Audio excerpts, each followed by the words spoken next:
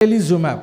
So the topic is Tislelizumab, new kid on the block for esophageal cancer. And to moderate that session, I'll call myself. I'm Viraj. And for my panelist is Dr. Anant Ramaswamy from Tata Memorial, Dr. Amish Vora sir from Hope Clinic in Delhi, and Dr. Sumit Goel from RGCI, New Delhi.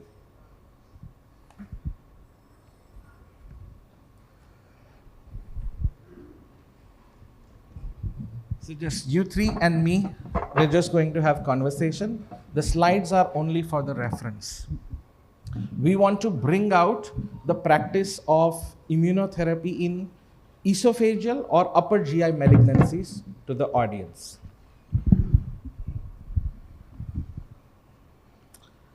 So let's start. Sumit sir, I'll start with you. In your practice, how do you manage stage 4 squamous cell esophageal cancer? Usual age, comorbidities, financial status. ECOG, PS1, all finances in the world. So we'll try to send PDL1 and MMR. Though the subset is very small for MMR in squamous cells, still would like to send these two. And patient is fit. PDL1 positive, definitely IO plus chemo. PDL1 negative, maybe chemo, or plus minus IO. And positive means? Means anything more than one. Negative means no. Plus, then need to discuss. Negative means less than 1. We are talking about first line. First line. First line, then CPS of 5. 5.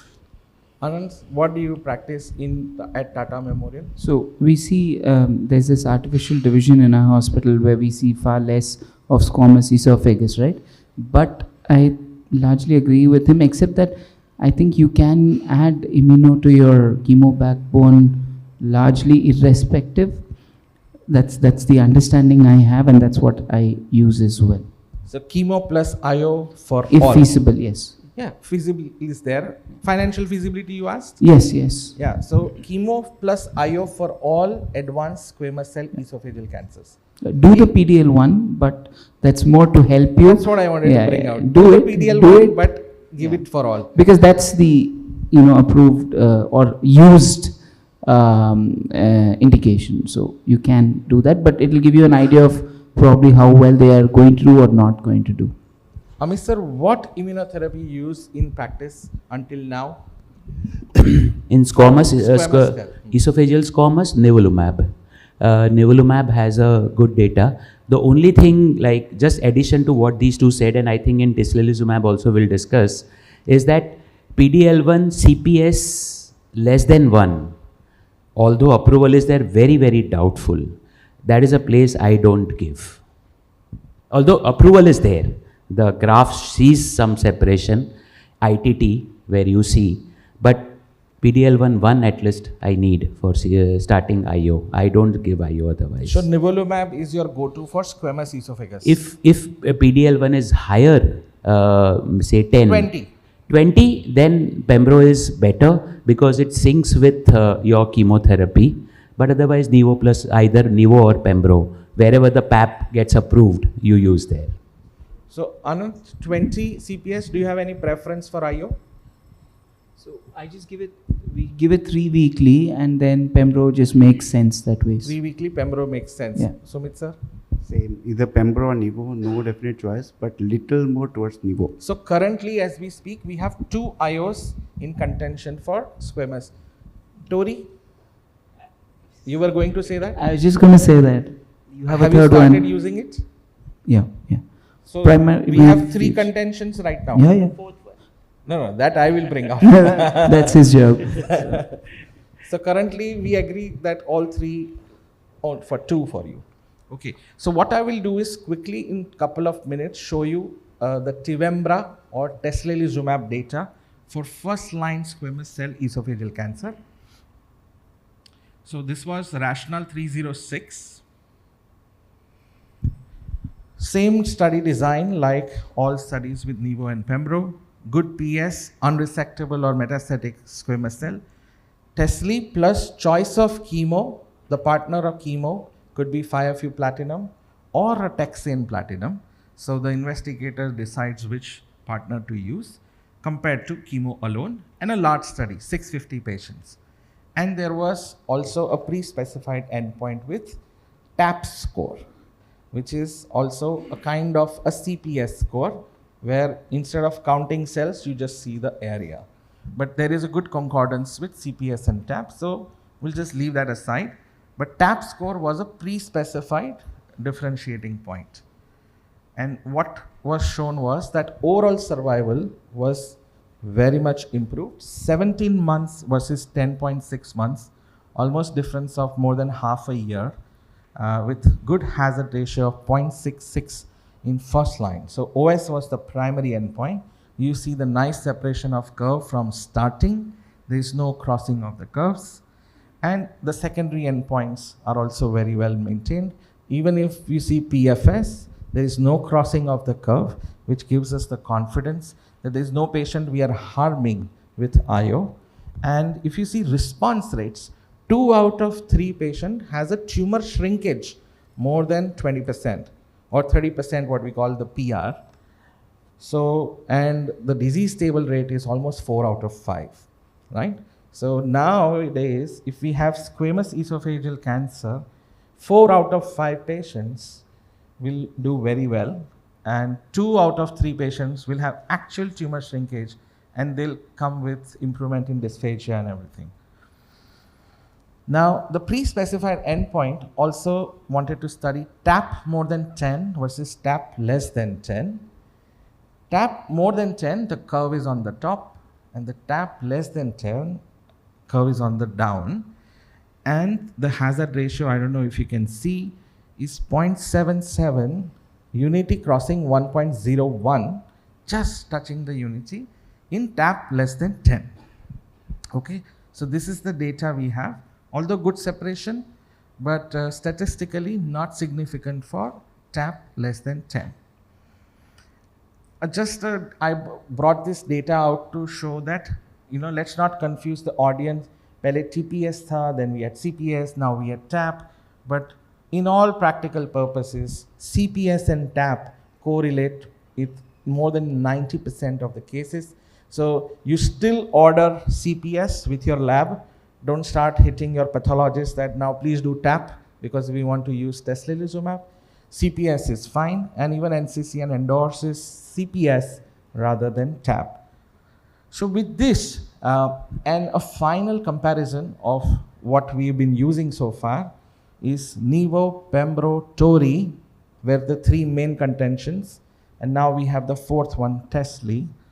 You see, of course, it's very harmful to compare across trial, right? Because they have different population, different countries.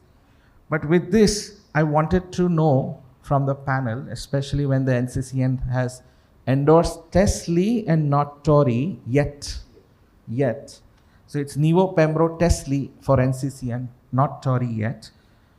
My second question to my panelists is, with this data, would you think that you would change your practice in assuming this will be far cheaper than the rest two available in market? What do you think? Sumit sir, I'll start with you.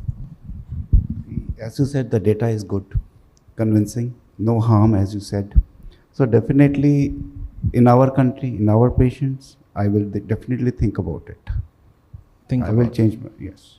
So you would be okay in starting to use Tesli for squamous esophageal cancer based on this data?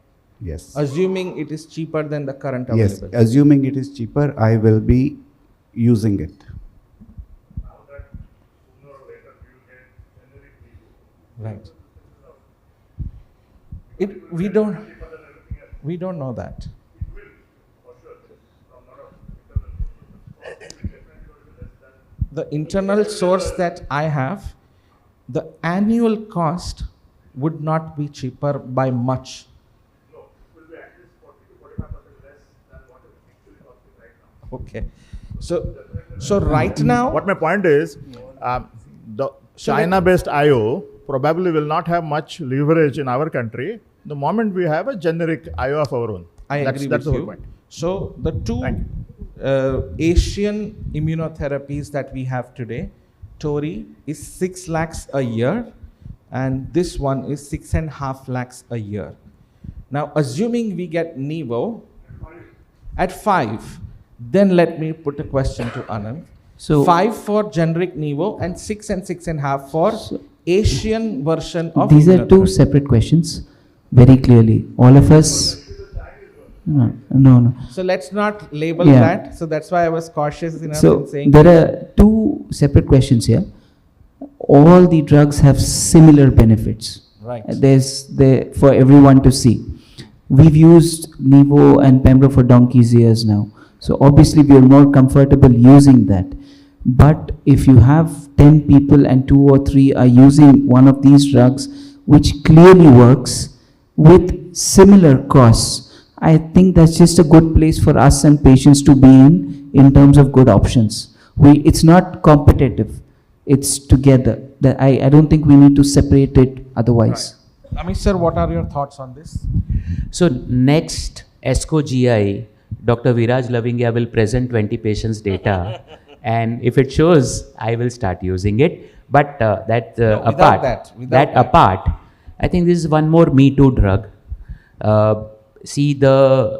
If the side effect profile is not different, then I don't see any reason why not to use in patient. Yes, as Amol said, because right now panel is a supported panel, but if Amol, what he says, we all have that little bit of doubt about the Chinese origin of the product, and that's why I said that once we start using it, and if we collectively publish our data, then we had similar doubt when Durvalumab came, and Amol was the first one to say 1.7 months difference.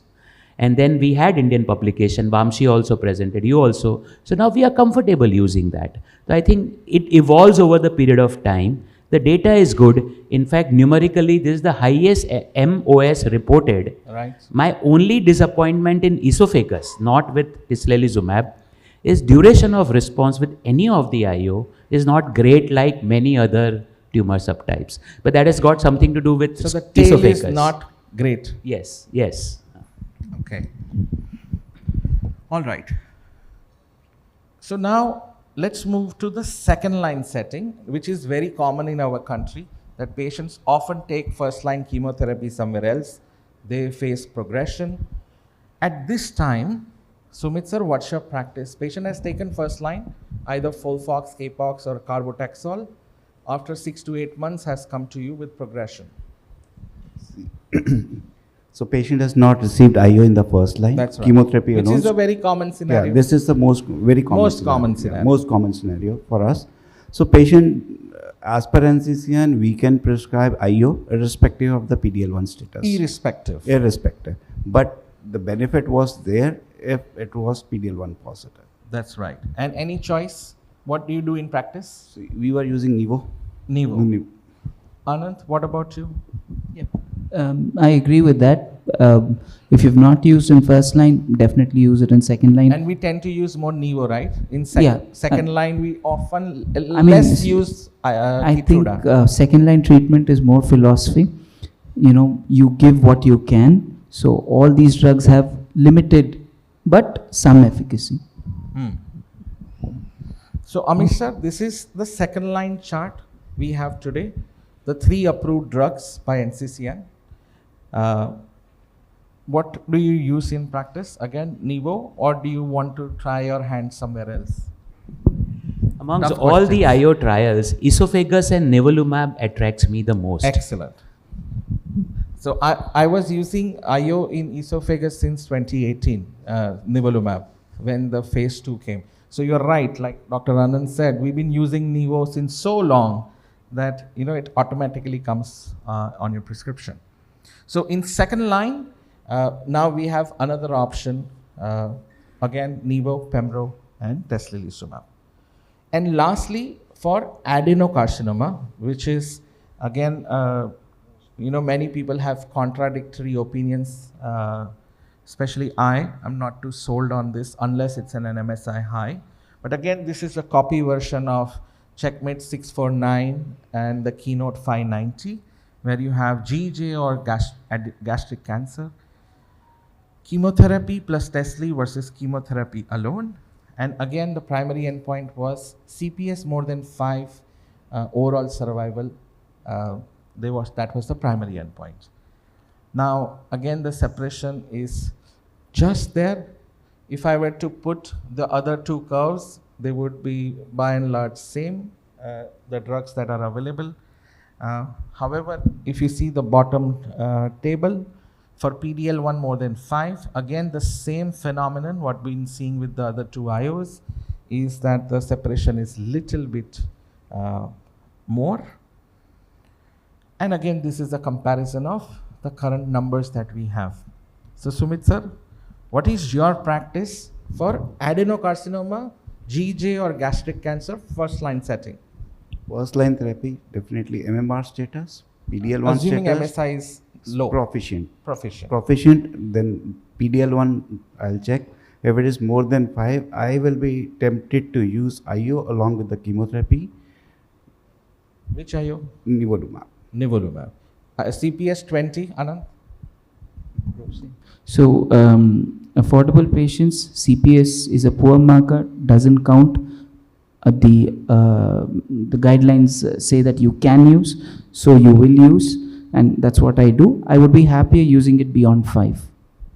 CPS So more you than still 5 and use Nivo. CPS? Nivo is what I call. But you still use CPS, right? Although it's a bad marker. It's the best of the worst. Best. So, what to do? Best of the world. Okay. Amish sir, CPS 2, 3. Do you want to try hands-on IO? Yeah. So CPS more than 5 and more than 10 is category 1. More than 1 is category 2A. So I'm comfortable. So you still offer IO in PDL1 more than 1? G junction adenocarcinoma, like you said, I always doubt myself when I want to use IO. HER2 positivity, Claudin now, all these are in the first line. And if the patient can afford second line, ramucirumab also, then you use Claudin, then you use HER2, you do TDXT. There are a lot of options which are there.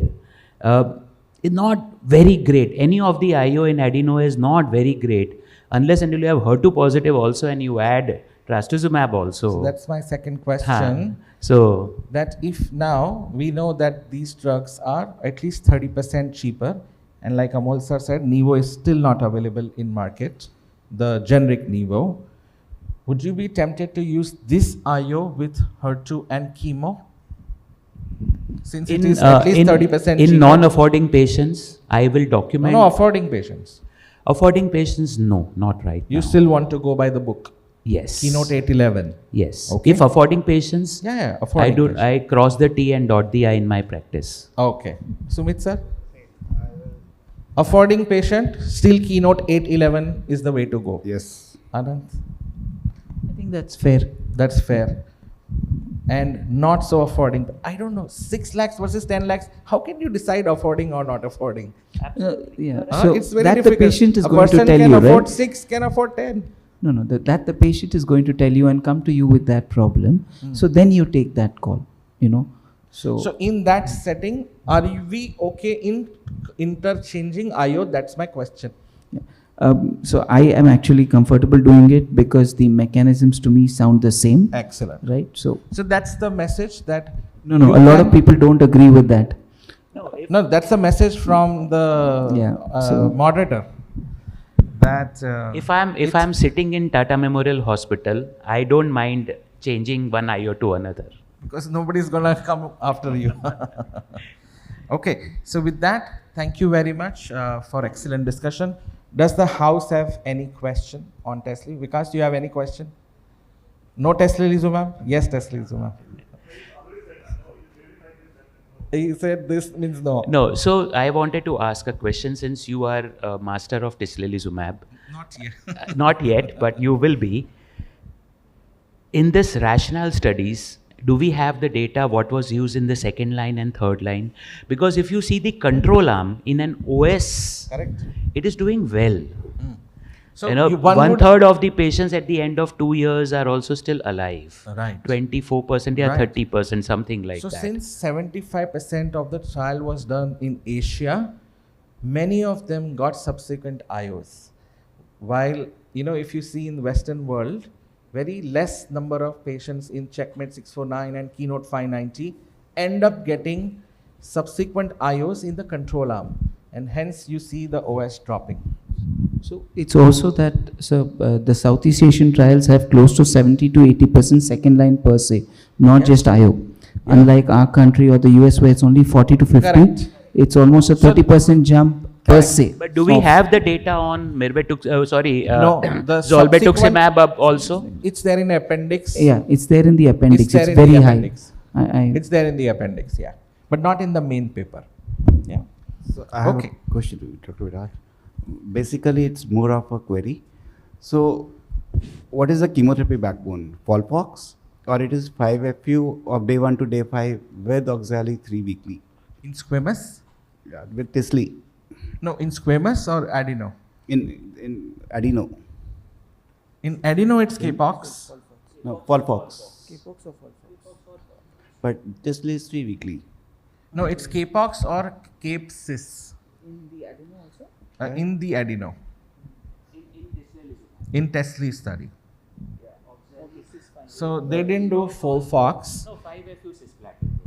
Yeah, so cis-5FU or Capox. Here you won't change to Folfox. Of course we will. We know that they are all interchangeable. Sir, one question. Yes. Sir, not about that squamous cell carcinoma esophagus. In any indication, if patient is for everything, where we put that Chinese immunotherapy beyond that our standard of care immunotherapy? Any indication for where you will put the Chinese immunotherapy, then that in any indication. Correct. In an affording case? Affording case. In an affording case, we would still want to go with the approved indication, like the panelist said, because that protects you from many things, especially in the private practice. But, medically we know that they are one and the same. So, that's how we use our judgment. Medically, you cannot choose because this trial is like a carbon copy of the It's a earlier carbon one copy. in terms of design, right? So, you cannot make a call on that medically. No, to answer his question, I little differ from. We have a data here, and that's why we are interchanging. If we don't have the data of a particular IO in that particular subset or of cancer, I do not interchange. If there is a data, see for example, you have a Pembro data of say colon, MSI high. Will you give Tislelizumab if there is no data of MSI high in Tislelizumab? Theoretically, yes, you can. Practically, I would not. That was my answer. Yeah. That theoretically, yes, but it's better Practically, we no. don't do that because then there are a lot of legalities involved. Right? Vikas wanted to say So, if you have a multi-centric trial which is in Europe, US, Asia, and you have a multi-centric trial in China, what will you give the weightage to? Multi-centric trial with global or multi-centric trial in a particular nation? You didn't say particular nation. You named a nation. Okay, Germany. There is a trial which is I'm done- okay. I'm okay. Why? Why not China then? The thing Why is, not India then? So India is yes. The thing is, I think so. There was a BMJ report when I was a DNB fellow. I came across there was a scrutiny that the results or the papers coming from a particular nation were being questioned, right? So the sanctity of the data was being questioned, and I remember this paper because I was a fellow at that time. And since then, and not only in medicine, field of medicine, we have been evolving over this last decade, and hence a particular nation, we've been careful, but I'm okay if it's a, there are so many trials. There are Dutch transplant trials, right, in colon. We do follow that. There are French trials. We do follow that. So I'm okay with that, as long as they are university-based practices and they have a history of showing us the way since last 30 years, right? That's my view. So no Tislelizumab. Huh? No Tislelizumab. Tislelizumab had a global involvement, right? 25% was from the West. I can say attrition rate of 20. True. No, I'll Thank you. add on to that what Vikas you said. Rather than multi-nation, a particular center, like if you or Anand, you do a phase 3 randomized trial within only one institute, I'll put it more weightage than say multi-nation also. Just classical example, when I was in TMH, there was a trial of paclicarbo versus carbo alone in ovarian cancer from 52 sites in UK. They found it is equal, but out of that they had no surgical SOPs. They said whichever center, whatever they want to do. There were 19 centers who did not participate. So you start wondering whether it is Europe, UK, doesn't matter. We had the same discussion for HIPEC, because if you follow the HIPEC data, there's a lot of data coming from China with very varied protocols. And the take-home message or the general opinion was that we should look at the journal in which the study is published. Some weightage, if you have a Chinese study published in JCO or NEJM. Yeah. Thank you so much.